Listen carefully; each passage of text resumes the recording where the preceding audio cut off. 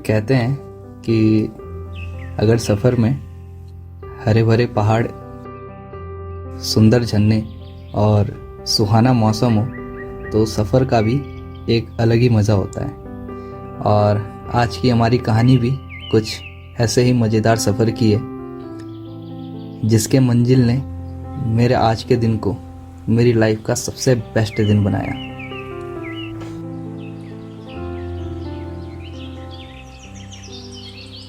तो last video में आपने हमारी देहरादून से और अपर बड़तोली तक की यात्रा देखी और आज आप हमारी बड़तोली से और मध्य महेश्वर की यात्रा देखेंगे। सुप्रभात दोस्तों, सुबह के बज चुके हैं 6:30, 5:30 बजे हम लोग उठ चुके थे और हमारा विचार ये था कि 7 बजे तक हम लोग ट्रैक शुरू कर देंगे। तो अभी सब कुछ प्लान के मुताबिक है। जो यहाँ का हमारा स्टे था वो इतना अच्छा था कि मतलब मैंने आज तक अपनी लाइफ में इतना अच्छा स्टे नहीं किया। एक तो यहाँ के लोगों का व्यवहार, दूसरा खाना, चूल्हे में पका करके आपको गर्मा गर्म खाना देंगे। मतलब ऐसा मत सोचिए कि आप यहाँ आएंगे तो आपको सब कुछ होटल जैसा मिलेगा। जो गढ़वाल के रहने वाले लोग हैं उन्हें तो ऐसा लगेगा जैसे वो अपने घर में आके स्टे कर रहे हैं। मुझे तो भाई ऐसा लगा कि जैसे मैं अपने पौड़ी गढ़वाल में ही रुका हुआ हूँ। तो व्यवहार और भोजन दोनों आपको बहुत अच्छा मिलेगा। मैंने अभी तक जितनी भी यात्राएं की हैं उनमें से सबसे सस्ता, मतलब आप ये लगा लो कि एक आदमी का रहने का और खाने का जो यहाँ पे हमारा खर्चा आया वो 400 रुपये आया एक रात का। और आप बाहर कहीं जाते हैं तो एवरेज आपका एक दिन का कम से कम 1000 रुपये, 1100-1200 रुपये का खर्चा आता है। तो उस हिसाब से तो मैंने तो भाई आज तक इतने सस्ते में कहीं भी स्टे नहीं किया, ना कहीं खाया। तो मेरे हिसाब से जो लोग एक बहुत कम दामों में एक अच्छी यात्रा देखना चाहते हैं तो उनको तो मध्य महेश्वर आना ही आना चाहिए, क्योंकि यहाँ से सस्ता आज तक मैंने कभी नहीं देखा।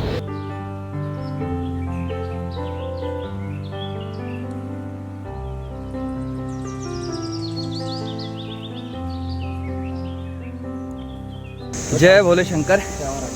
अब जाकर के जो है हमारी यात्रा शुरू हुई और एक चीज़ है, इस यात्रा में बहुत सारी चीज़ हमारे साथ अच्छी हो रही। कल हमारे पास एक डंडा नहीं था तो हमें एक भाई साहब मिले, शुरुआत में ही 2 भाई साहब। तो उनकी यात्रा पूरी होगी तो उन्होंने कहा कि आपको रास्ते में इस डंडे की आवश्यकता पड़ेगी तो आप ले लीजिए।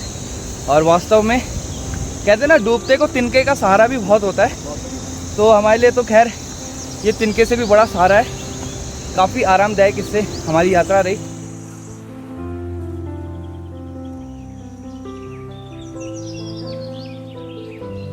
सच बताऊं तो इस सफ़र में एक अलग ही सुकून और शांति मिल रही थी। ऐसा लग रहा था कि कुछ तो अलग है इस यात्रा में जो इसे और उसे अलग बनाती है।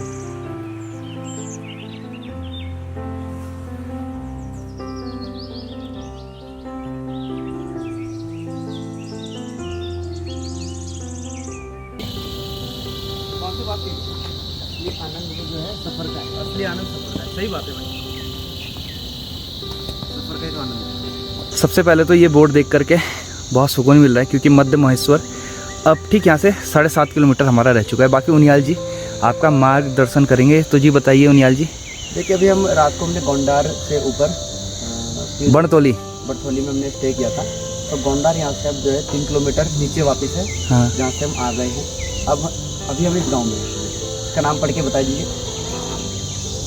खडरा नाम गांव का ये है। उसका बाद हम पहुँचेंगे नानू गांव, जो यहाँ से जो है 1-1.5 किलोमीटर दूर है। तत्पश्चात मैखम्बा 3.5 किलोमीटर, ऊनचट्टी सबसे आखिरी स्टॉप जो है जो 4.5 किलोमीटर है। और उसके बाद मध्य महेश्वर। बहुत बहुत धन्यवाद आप। बने रहिए, स्टे ट्यून्ड।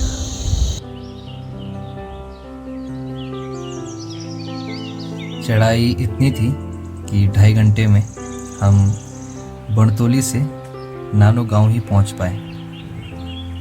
और यहाँ पहुंचकर हमने सबसे पहले नाश्ता किया। पराठे तो अच्छे थे पर मैगी ने दिल नाखुश कर दिया। खैर, इन सब चीज़ों को भुलाकर हमने आगे की यात्रा शुरू की, क्योंकि मंजिल अभी भी बहुत दूर थी। पूरा व्यू कितना सुंदर लग रहा है ना यहाँ से। वैरे बॉडी लगती है बिल्कुल सही ना, दूर से खींचे ना वैरे बॉडी है, ऊपर से लेकर नीचे तक, जैसे ये नदी बन रही है ना। हाँ हाँ हाँ, ऐसे ही बनता है, लंबा, बहुत लंबा।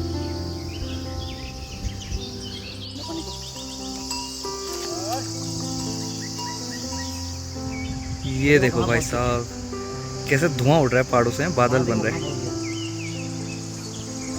नज़दीक से तो बहुत भयानक नज़ारा लग रहा है यार यहाँ का।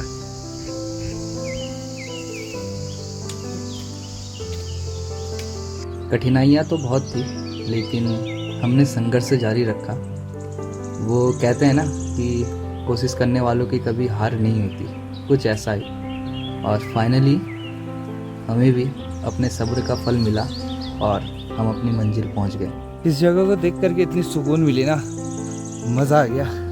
और मद महेश्वर भी यहाँ से दिखने लग गया है, लेकिन आपको नहीं दिख पाएगा कैमरे से, थोड़े से दूर पे है। और ये देख करके तो बहुत मज़ा भाई, बहुत आनंद, बहुत आनंद। पहुँच ही गया आखिरकार, है ना? कितने पूरे लग गए हमें? 7.5 घंटे। अभी 8 घंटे में पूरे नहीं हुए ना। हाँ लेकिन यार आनंद है, मतलब ऊपर आने के बाद ऐसे नहीं लग रहा कि थकान लग रखी। अब मिट गया। हाँ है ना?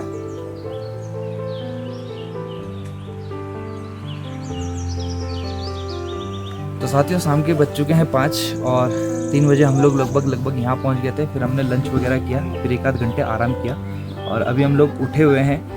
तो अभी यहाँ के जो सुंदर नज़ारे वो आपको दिखाएंगे। उससे पहले हम आपको दिखाएंगे कि यहाँ कमरे कैसे, अगर आप लोग मद महेश्वर आएंगे तो आप लोगों को कमरा कैसा पड़ने वाला है। तो पहले हम अपना कमरा दिखाते हैं आपको। ये कमरा जो है, हम 2 आदमियों को मात्र 1000 रुपये में ये कमरा हमें मिला है और बहुत अच्छा स्टे। देखिए अब यहाँ थोड़ा लाइट की प्रॉब्लम है, इसलिए लाइट को केवल रात को ये लोग ऑन करते हैं।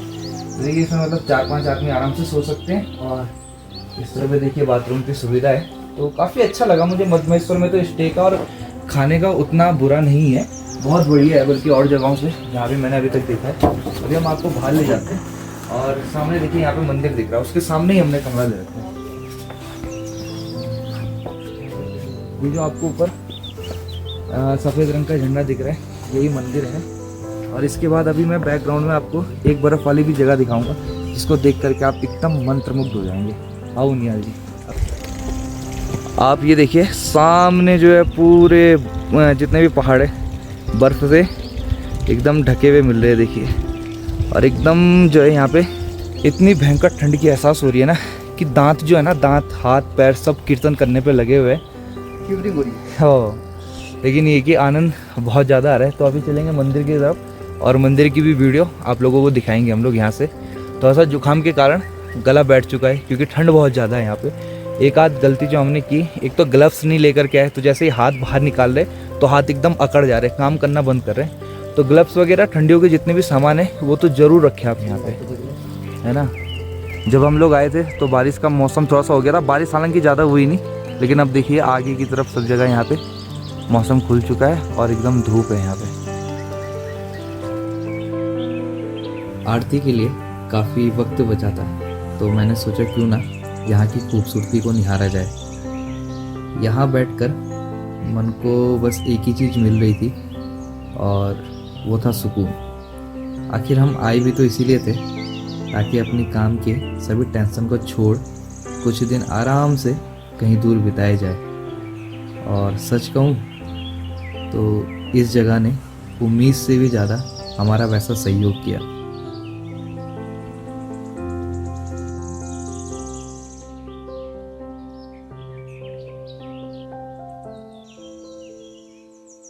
तो फाइनली वो समय आ चुका है जिसका आपको और हमें बड़ी ही बेसब्री के साथ इंतज़ार था।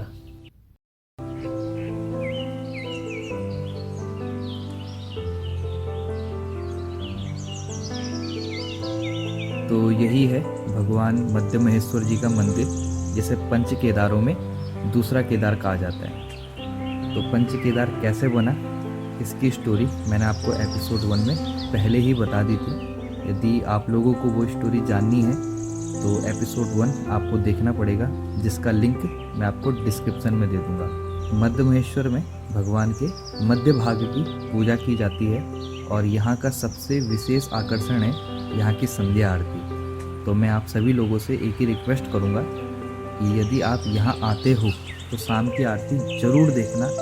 अगर आपने वो मिस कर दी तो समझ लीजिए फिर आपका यहाँ आने का कोई फ़ायदा नहीं है।